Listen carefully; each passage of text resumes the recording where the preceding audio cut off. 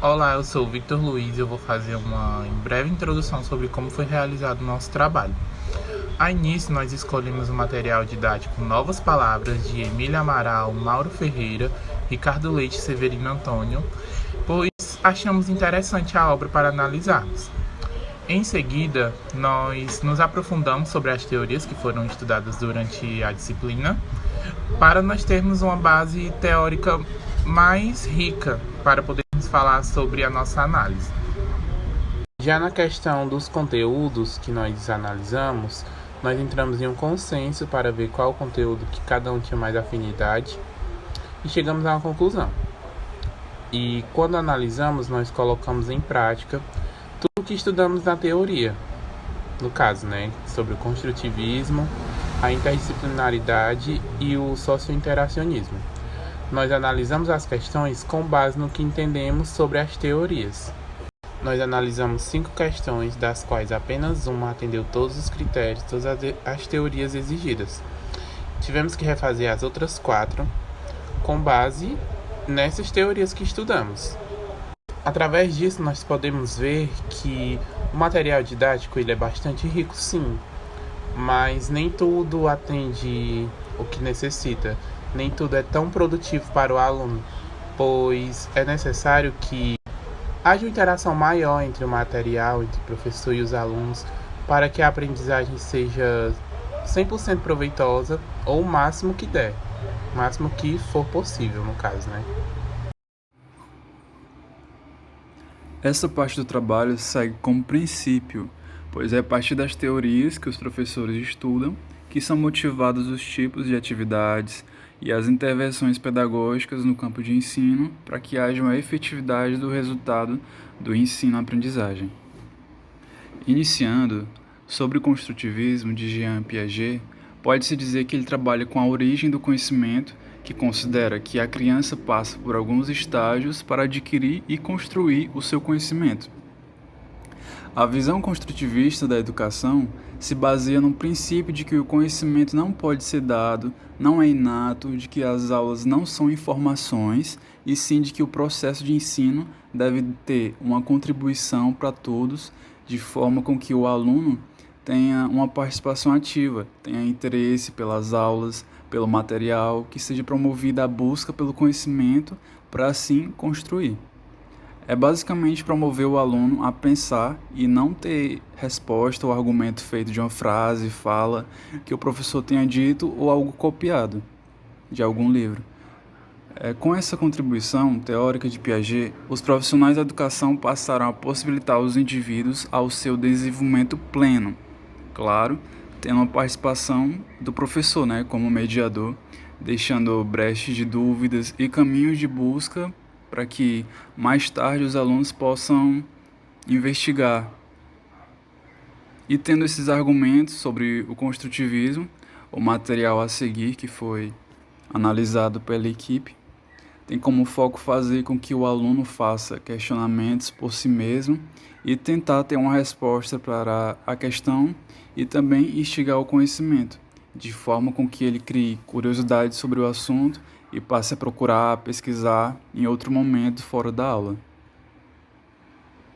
Bom, já na segunda teoria que foi abordada na análise do material foi a socio-interacionista de Vygotsky, e ela tem como principal objetivo analisar as reflexões do mundo exterior e interior dos alunos por meio da interação deles com a realidade. O teórico Vygotsky diz que é por meio da inserção dos indivíduos nos meios sociais com outras pessoas que as pessoas adquirem conhecimento sobre linguagem, cultura e assim estão sujeitas a desenvolver o seu raciocínio. Trazendo essa ideia socio-interacionista para o ambiente escolar, a teoria coloca as relações sociais como importantes nesse processo de aprendizagem. Por exemplo, as relações em grupo, pois alguns alunos podem ter conhecimento sobre algo, outro aluno consegue compreender melhor outro assunto, e assim vai havendo, essa troca, essa discussão, essa aprendizagem com o outro, tendo uma interação social. E assim vai se efetizando a aprendizagem. E com isso, o indivíduo vai aprendendo com as experiências e conhecimento dos outros, promovendo junto com o grupo e consigo mesmo o seu próprio conhecimento. E uma coisa interessante nessa visão teórica é que o professor deixa de ser o centro das atenções, está ali apenas como um mediador e os alunos mesmos que são os protagonistas desse processo de ensino-aprendizagem. Agora, já em relação ao material, a presença dessa visão socio-interacionista está presente no material, como as atividades que promovem, principalmente as relações em grupo, comunicações com os outros, fazendo com que o desenvolvimento do conhecimento, aprendizado, aconteça de forma social e ao mesmo tempo individual. Já sobre o conceito de interdisciplinaridade, entende-se isso como um processo de conexão entre as áreas do conhecimento, sendo duas ou mais. A interdisciplinaridade está sendo muito utilizada na educação, por contribuir com o aprendizado do aluno, mas ainda precisa ser mais conhecida e trabalhada, porque ao mesmo tempo ela trabalha com um assunto e outro, seja qual for a proposta. Essa ponte entre uma área e outra, ela provoca um resultado positivo. Por quê? Porque o aluno passa a associar o conhecimento com outra visão, uma visão de que o que ele aprende em outra disciplina, ele pode precisar em outra, e que isso, em sua realidade física ou mental, pode servir assim quando surge essa necessidade, essa preocupação de aprender.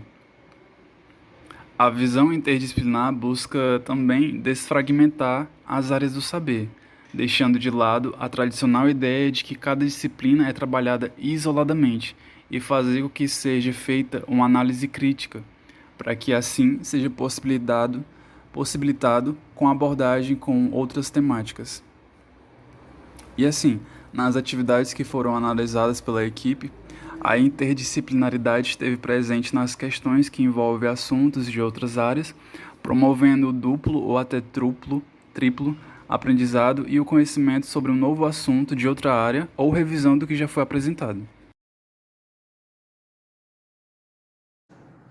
Olá, eu sou Edilene e eu vou abordar um pouco sobre o material didático que a gente resolveu escolher para realizar a análise das questões.